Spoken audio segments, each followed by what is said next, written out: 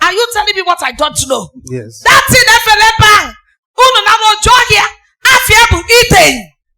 Hey! Oh, my village. Oh, our village deity. Our village deity. You can go 30 points. So that your brother no bodo you baby do fu ife. Maka no tan na kwake no nwere akwụkwọ na aposhu. O nwere ihe ọ na aposhu. Ọ na-enweghị di delay. Ana-achọ idu netie maka akwụkwọ a. Even lawyer ogoro na chi disappoint ya. I rest my case. Food was eating away. Yes. Manuna de wu. Exactly. Onwe anything to show. Yes. Kako ware gear.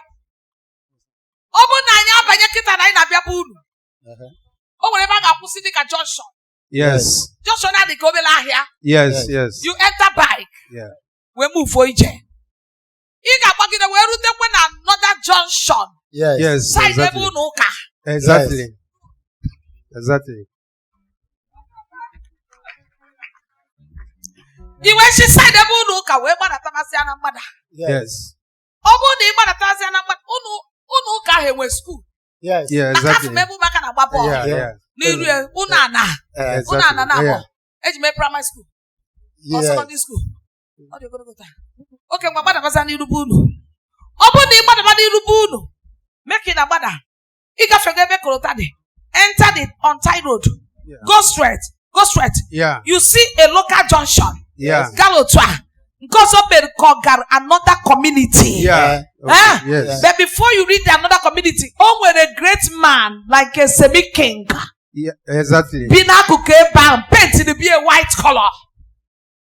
Yes. Good. You Tabuda. That junction, after the junction, a little. If we be meeting a door. Yes. Meeting Zoche or Doleba. Exactly. Exactly. Exactly. You got to say million at the mother to better see your house, see your uncle's house. Yes. Yes, or sister. Come. You will not die. Amen. At times you will be feeling fainting. Take it. Are you ready for celebration? Let's go. There is a sacrifice they offer by the side. Empty land. Yes.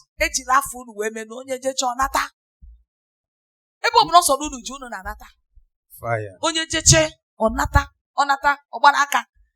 Around 2010. Yes, there. You mentioned on my junior brother, our last born, Okay. on Germany. Okay. And he mentioned him online yesterday. Okay. That they. He put it 2 times. Now but last one is one of them at the beginning. Chinedu, not outside Nigeria. Yes. I remember. Okay. Anywhere you people goes, that you will come back. Fire. Number 1. You are supposed to be a light in your family. Yes. But you are now like a beggar. Serious beggar. No problem. Yes. Now move from there. Oh, when I can azu, the can azum poseke. Yes. Yes. Mboseke. Yeah. Can azuagia. Yeah. No toto. On a by 4. Everybody anako. Yeah. Aga na aba jana funu. No na mangafa. Kabe kepo. Atobigu nandu na akwa na buru nunu. Exactly. Exactly. Exactly. Your father's compound. Able to be kita when able to be before. Yes. With whom your father. Yes. That 3 in numbers. Exactly. Not the same way you people are 3. Exactly. Good. Able to be with your father's family around 1988. Exactly. 1992. Yes. Now you people back out around 2000 and something. Now we are in the house. Yes. Are you with me there? Exactly. Good. You know that house? Plaster. Exactly. They plaster the front. Yeah. Am I there? Exactly.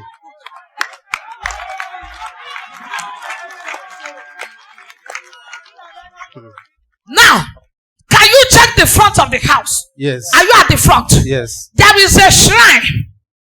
Diniruna. Una fudia. No. Una madia. Yes. Umbachudu nejechwa. Yes. Onwere ihe agoburu n'iru na a na-enye ọjị. Yes. Many years ago. Our forefather lived there before. Yes. Ma, don't worry, nataba. Yeah. Ihe agọrọ ebe ahụ. Mana gị oshishi dị ebe a bụ oshishi ogirishi. Yes. Ọ bụrụ oshishi ogirishi dị ya? Yeah. Yeah. Mbembe ka anyị na-akpọ ya. Mbembe. Yeah. Are you telling me what I don't know? Yes. That thing efere ebe ahụ. Unu na n'ojo ọhịa. Afia bụ ide. Hey! Oh, my village. Our village deity.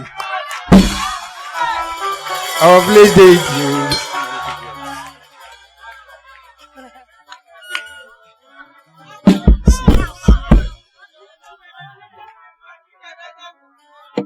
Did you hear about the spirit? Exactly. Yes. Oh, my village day. Can the village I need chicken now. That thing FM is from your grandfather. Did your grandfather marry wife and marry wife? Yeah. Marry wife Three, and marry wife and marry wife. The other one give birth. The other one give birth. The other one to go with my child man meche nwa. Or does that go in nwere nwa? Yes. Is it true? Yes, exactly. The other one mụrụ nwa. Nke ọzọ mụrụ Ibuo. Nke ọzọ mụọ ofu. Nke a mụrụ ofu meche nwa ya nwụọ. Ọ nọzi aka onye na-enwere nwa. Yeah. Ọkwa ya? Nke ahụ mụrụ Ibuo bido kpagbuwe nke a mụrụ ofu. Yeah. One of them can call you on. Can I prophesy? Prophesy. That woman led cause in your family that affect everyone that mutanababudo. Her name with marital issue. The person that do such, yes, is our grandmother. Yes, our grandmother. Yes. Can cause you gozo. Oh, where dịka ugbo a na-akọ ya garden egg, ose na shinji by this side. Yes. Emeche kunye plantain tree. Yes. Yeah, exactly. Konye na ebe nkịta, konye bi ebe nkịta. Onwere so konye bi ebe. Makunu cheshi ebe mfo. Aje ebe ahụ na red. Yes. Ọkwa na red. Yes. Ị ga-ego 30 poison ka ije n'ime ije ebe ha. Ka eje mebiche mpịa na mpịa. So that your brother n'obodo oyibo ebido fuwe ife. Maka na ụta nna gwa gị na o nwere akwụkwọ na-apọshu. O nwere ihe ọ na-apọshu. Ọ na-enweghị delay. A na-achọ idu na-etie maka akwụkwọ a. Even lawyer ogoro na-achọ disappoint ya. I rest my case.